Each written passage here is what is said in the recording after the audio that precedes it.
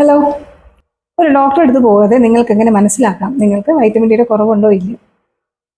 ചില ലക്ഷണങ്ങൾ നമുക്കതിനെ സഹായിക്കും. അതിൽ വളരെ പ്രധാനമായി നമുക്ക് അകാരണമായിട്ടുള്ള ക്ഷീണം തോന്നാറുണ്ട്. അതായത് എപ്പോഴും കിടക്കണം അല്ലെങ്കിൽ ഇരിക്കണം, ഒരു പണിയും ചെയ്യാനുള്ള ഒരു എനർജി ഇല്ലായ്മ നിങ്ങൾക്ക് അനുഭവപ്പെടുന്നുണ്ടോ? നിങ്ങൾക്ക് മൂഡ് സ്വിങ്സ് ഉണ്ടാകുന്നുണ്ടോ?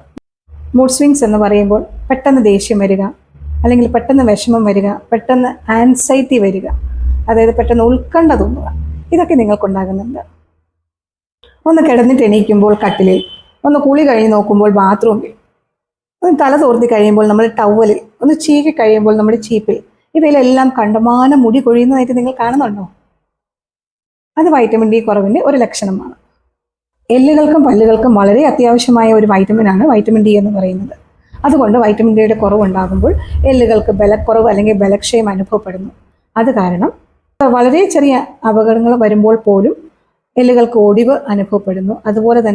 അതുപോലെ തന്നെ മസിൽ കോച്ചി പിടിക്കുക അല്ലെങ്കിൽ മസിൽ ക്രാംസ് ഉണ്ടാകുക, അതൊക്കെ നിങ്ങൾക്ക് അനുഭവപ്പെടുന്നുണ്ട്. അടിക്കടി നിങ്ങൾക്ക് ഇൻഫെക്ഷൻസ് വരുന്നുണ്ടോ? അതായത് ഒരു മാസത്തിൽ തന്നെ 2-3 തവണ അടുപ്പിച്ച് പനി വരുന്നുണ്ടോ? അല്ലെങ്കിൽ വേറെ എന്തെങ്കിലും ഇൻഫെക്ഷനുകൾ വരുന്നുണ്ടോ? ചില മുറിവുകൾ നിങ്ങളുടെ ശരീരത്തിൽ വന്നാൽ അത് മാറാതെ അതായത് അത് ഉണങ്ങാതെ അങ്ങനെ തന്നെ നിലനിൽക്കുന്നുണ്ടോ? ഇതെല്ലാം വൈറ്റമിൻ ഡിയുടെ കുറവുകൾ കൊണ്ടുണ്ടാകുന്ന ലക്ഷണങ്ങളാണ്. ഇതിലേറിയ പങ്കും നിങ്ങൾക്ക് ഉണ്ട് എങ്കിൽ നിങ്ങൾക്ക് വൈറ്റമിൻ ഡിയുടെ കുറവ് ഉണ്ടോ ഇല്ലയോ എന്ന് സംശയിക്കേണ്ടിയിരിക്കുന്നു. അപ്പോൾ തീർച്ചയായും ഒരു ഡോക്ടറെ സമീപിക്കുകയും വൈറ്റമിൻ ഡിയുടെ അളവ് നിങ്ങളുടെ ബ്ലഡിൽ എത്രത്തോളം ഉണ്ട് എന്ന് കണ്ടുപിടിക്കേണ്ടതുമാണ്.